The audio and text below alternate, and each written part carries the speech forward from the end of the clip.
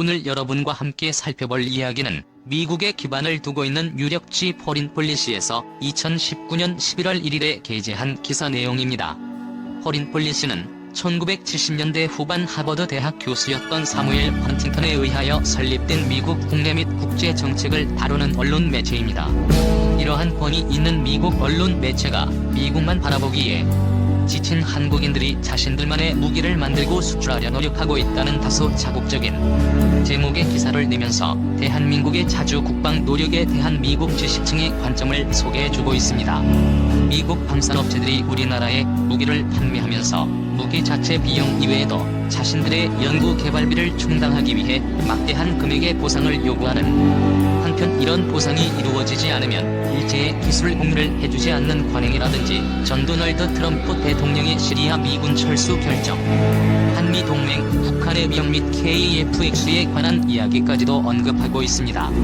아주 깊이 있는 분석이 포함된 기사는 아니다라는 생각은 들지만 미국 지식층이 가지고 있는 사고의 한 면을 엿볼 수 있는 기사라는 생각이 들었기에 번역해보자는 결심을 했습니다. 지난달 제71회 국군의 날을 기념하기 위해 대한민국 대구에서 열린 축하 행사에서 한 쌍의 F-15K 슬램 이글 전투기가 지상에서 불과 몇 미터 떨어진 상공비를 비행했다. 행사장 주변의 공기가 파르르 떨릴 정도로 엄청난 굉음을 내지르며 날아가는 F-15K는 그야말로 장관이었다. 대규모로 배치된 군배열 뒤편으로는 미사일 발사 차량과 첨단 전투기, 기타 다른 무기 체계들의 사진이 잇따라 대형 스크린에 등장했다. 지금까지 그러한 무기들의 대부분은 미국에서 만들어진 것이었다. 그러나 예전처럼 선명하지 못한 동아시아의 안정과 평화 보장에 대한 미국의 태도와 북한의 위협에 직면한 대한민국의 고위 관료들은 자체적인 무기 생산량을 늘리기로 결정했다. 따라서 그들은 다가올 미래의 국군의 날에는 대한민국이 자체적으로 생산한 무기가 지금보다 더 큰 비중을 차지하여 미국산 무기와 균형을 이룰 것으로 기대하고 있다. 장기적으로는 이 무기들이 전 세계로 수출될 것이라고 서울에 소재한 트로이 대학의 국제관계학 강사인 다니엘 핑크스턴이 말했다. 그는 한국 방산업체들은 그동안 수출을 늘리기를 원해왔습니다. 라고도 덧붙였다. 대한민국 국방부가 최근 발표한 국방 예산은 연평균 7%씩 증액될 예정이어서 2020년부터 2024년까지 국방비 지출이 2,400억 달러 안팎에 이를 것으로 예상되며 이 증액된 국방비의 상당 부분을 차지하는 850억 달러 정도가 무기 개량에 사용될 것으로 보인다. 국방부는 이날 성명을 통해 현재 국가안보 환경에 관련된 불확실성이 나날이 심화되고 있는 상황 속에서 정부는 국방력 강화와 전방위적 안보 위협에 대한 군의 대응책 마련을 위해 예산을 증액했다며 동시에 자주 국방을 보장하고 과학기술 발전을 이끌기 위해 무기체계 취득 정책을 해외에서 수입하는 방향보다는 국내에서 연구 개발하면서 국내 방위산업을 지원하는 방향으로 전환하였다고 포린폴리시에게 밝혔다. 분석가들은 대한민국이 세계 최대의 무기 수출국이자 오래된 동맹국인 미국에게 또 다른 불만을 가지고 있다고 말한다. 한매로 미국 방산업체들은 그들의 연구 개발 비용을 충당하기 위해 한국에게 막대한 보상을 요구하는 일이 습관화되어 있으며 그런 보상이 없다면 그들은 절대 최신 기술을 공유하지 않는다. 또한 트럼프 행정부는 대한민국에 주둔하고 있는 주한 미군 28,500여 명의 애한 주둔 비용 분담금을 5배 가까이 증액시킬 것을 요구하고 있는 것으로 알려졌다.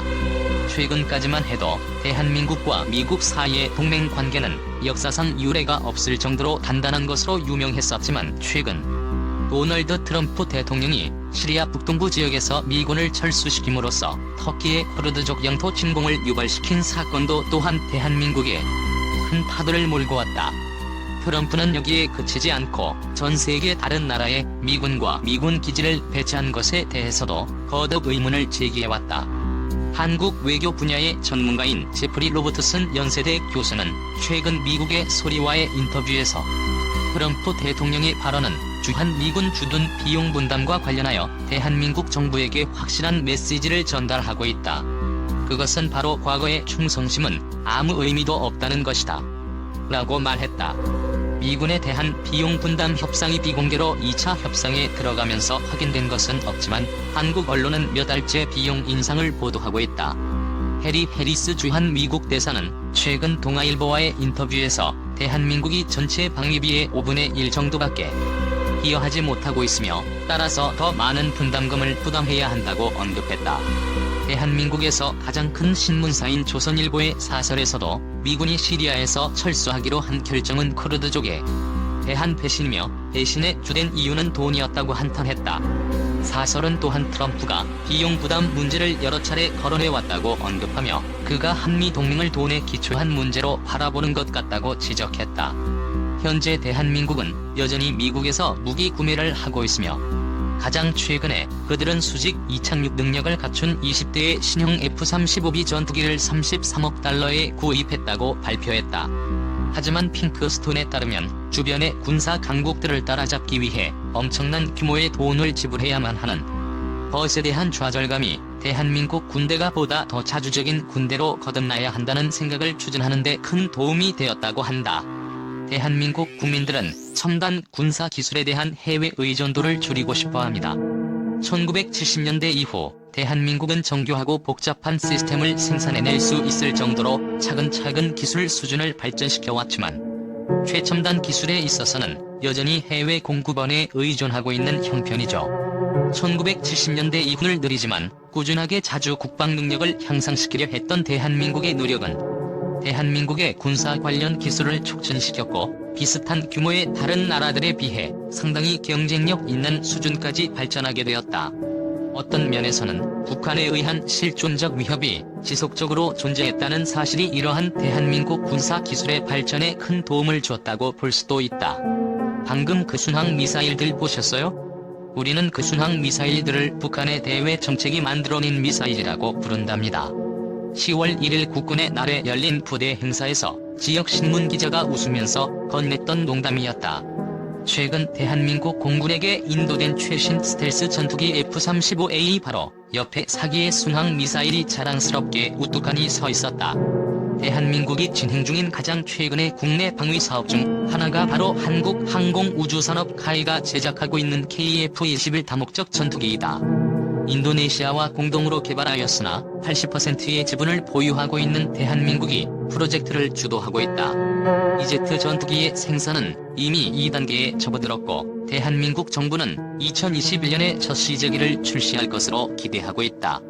북한은 이러한 대한민국의 군비 증강에 대해 노골적으로 불쾌한 기색을 드러내고 있다. 특히 북한의 지도자 김정은이 문재인 대통령 및 미국의 트럼프 대통령과 시도했던 화해 노력이 별 성과 없이 시들해지자 북한의 우려는 더 커지고 있다. 올여름 북한은 여러 발의 미사일을 반복적으로 발사했는데 이는 대한민국의 이중 거래에 대한 일종의 메시지와 경고로 볼 수 있다. 왜냐하면 북한의 시각으로 볼 때 대한민국 사람들이 한편으로는 평화와 협상을 이야기하면서도 또 다른 한편으로는 북한에게 치명타를 가할 수 있는 새로운 공격 능력을 획득하고 있기 때문이다. 그 외에도 대한민국 정부의 군사력 확대에 의한 경제적 인센티브도 있다. 대한민국은 수출 주도형 경제 국가이며 대한민국 정부는 수출 잠재력이 큰 기업들을 돕기 위해 노력하고 있다.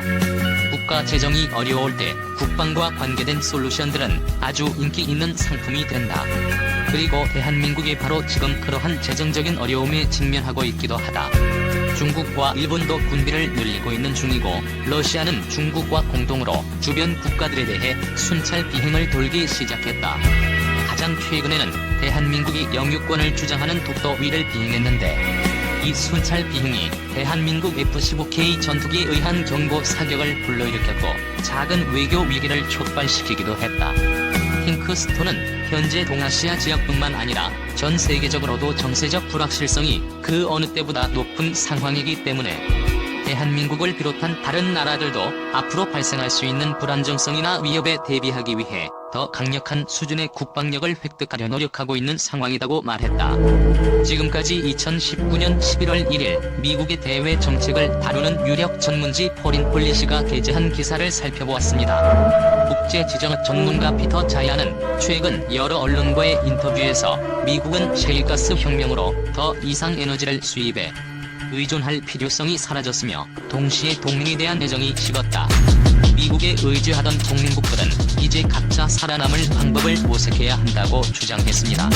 앞으로 대한민국은 중국과 미국 중 하나를 선택해야 할 것이며 살아남기 위해서는 역사 문제는 일단 뒤로 미루고 일본과는 반드시 손을 잡아야 한다고도 주장했죠.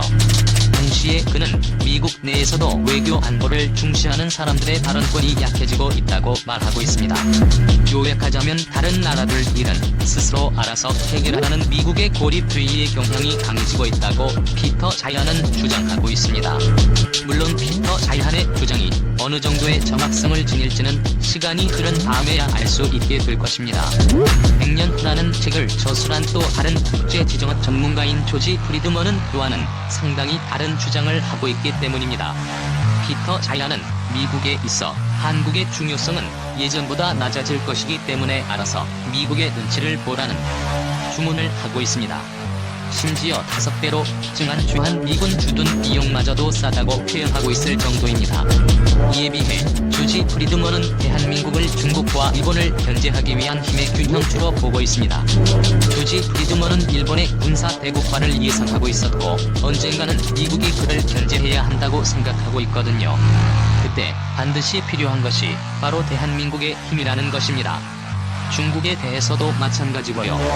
아무튼 우리나라를 둘러싸고 있는 이러한 상황 속에서 우리를 지킬 힘을 스스로 만들어 나가는 작업은 반드시 필요하다고 볼 수 있으며 미국의 대외 정책 전문 잡지도 역시 그런 부분을 지적하고 있습니다.